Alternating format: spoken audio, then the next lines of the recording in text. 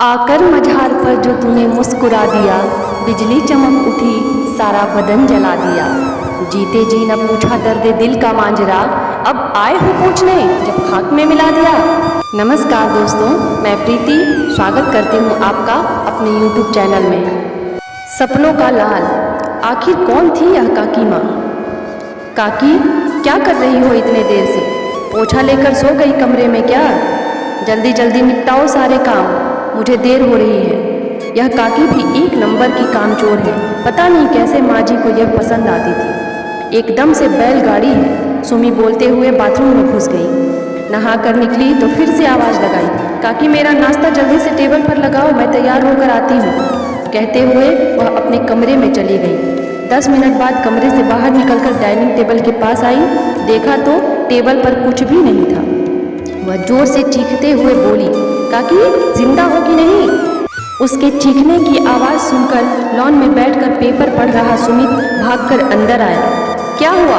क्यों आसमान सर पर उठा रखी हो? यह जो नौकरानी? नहीं, गलत बोल दिया मैंने। तुम लोगों ने महारानी को पाल कर रखा है, अब मेरे लिए सिर दर्द बन चुकी है। अरे तुम्हारा दिमाग खराब हो गया है क्या? धीरे बोलो, कहीं काकी सुन लेगी तो फिर क्या सोचेगी? वह क्या सोचेगी? या बैठकर तुम सोचते रहो, मेरे पास टाइम नहीं है। अच्छा थोड़ा कूल रहो, मैं देख कर आता हूँ कि वह क्या कर रही है। सुमित बाहर जाकर देखा तो काकी चौखट पर निढाल पड़ी थी। वह दौड़कर उसके पास गया और चिंतित स्वर में पूछा, काकी क्या हुआ? क्या हुआ? कुछ तो बोलो। काकी की आंखें बंद थी। सुमित एकदम से घबरा गया। छूकर देखा तो वह बुखार से तप रही थी। वह जोर से चिल्लाया, सुमी जल्दी बाहर आओ, देखो ना काकी को क्या हो गया। तुम ही देखो, काम नहीं करना पड़े इसीलिए नाटक कर रही है। ओ गॉड, कैसी निर्दयी है यह, जरा भी सहानुभूति नहीं है इसके दिल में। सुमित जल्दी जल्दी हाथ और पैर के तलों को रगड़ने लगा। काकी ने धीरे से आंखें खोलकर कुछ इशारा किया। सुमित तुरंत समझ गया। कैसे नहीं समझता, बचपन से काकी के आंचल की छाया में पला था। वह काकी के सभी आव भाव से परिचित था।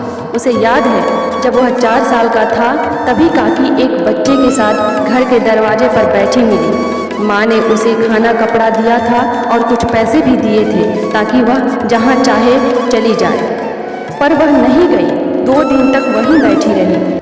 माँ के द्वारा बहुत पूछने पर बताया था कि उसके पति इस दुनिया में नहीं है और ससुराल वालों ने घर से निकाल दिया है। काकी की व्यथा ने माँ के मन को झकझोर दिया था। उसकी आंखें भर आई थी। उन्होंने काकी को अंदर बुला लिया था और तब से वह इस परिवार की सदस्य है। और मेरी प्यारी काकी माँ, मुझे 2 माँओं का प्यार मिलता रहा। पिछले साल माँ इस दुनिया से दूर चली गई। उनके जाते ही जैसे मेरे साथ काकी भी अनाथ हो गई थी। बेचारी अब बूढ़ी हो चुकी हैं, सो थोड़ा काम जल्दी जल्दी नहीं कर पाती। इसका मतलब यह नहीं है कि कोई उन्हें कामचोर कहे। सुमित को सुमी पर बहुत गुस्सा आ रहा था। सुमित दौड़कर पानी ले आया। एक हाथ में उसने काकी के सिर को ऊपर उठाया और दूसरे हाथ से मुंह में ग्लास सटा दिया। एक घूंट पानी पीने के बाद काकी उसके कंधों पर ही निढाल होने लगी। सुमित उठाने की कोशिश करने लगा, तभी पीछे से एयर बैग घसीटते हुए सुमी बाहर निकली। सुमित को देखते ही बिफर पड़ी, मुझे यहाँ देर हो रही है और तुम वात्सल्य प्रेम में गोते लगा रहे हो। मुझे स्टेशन छोड़ने नहीं जाना है क्या? सुमित को गुस्सा आ गया। उसने सुमी को देखे बिना ही बोल दिया, मेरे बगैर नहीं जा सकती हो तो छोड़ दो अपनी मीटिंग। मैं काकी को छोड़कर नहीं जा सकता, समझी? सुमी बड़बड़ाती पैर पटकते हुए काकी को भला बुरा कहते चली गई। सुमित ने तय कर लिया था कि वह अब काकी को घर में एक आया की तरह नहीं रहने देगा। उसे उसके बेटे के पास दूसरे शहर में पहुंचा देगा। वह अपनी पत्नी के चिड़चिड़े स्वभाव से परिचित था। उसकी पत्नी काकी को काकी तो कहती थी, पर ऊपर से व्यवहार तो वह आया जैसी ही करती थी। फिर भी बेचारी काकी कभी कुछ नहीं बोलती थी। पता नहीं किस मिट्टी की बनी हुई थी, या फिर परिस्थितियों का दास भी तो बन जाता है इंसान। 2 दिन तक सुमित ने काकी की सेवा में जी जान लगा दिया। अब वह बिल्कुल स्वस्थ थी। सुमित सोच रहा था कि सुमी के आने से पहले वह काकी को उनके बेटे के पास भेज दे। वह पत्नी के व्यवहार से बहुत दुखी था, क्योंकि सुमी की कड़वी जुबान दिनों दिन और नीम की तरह होती जा रही थी। सुमित ने अपना बेड काकी के बगल में ही लगा लिया था। रात में भी उठ कर वह काकी की देखभाल करता था। धीरे धीरे काकी स्वस्थ होने लगी थी।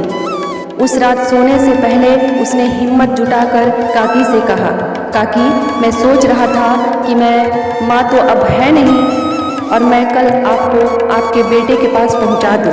आपको अब अपनों के साथ ही रहने में आराम मिलेगा।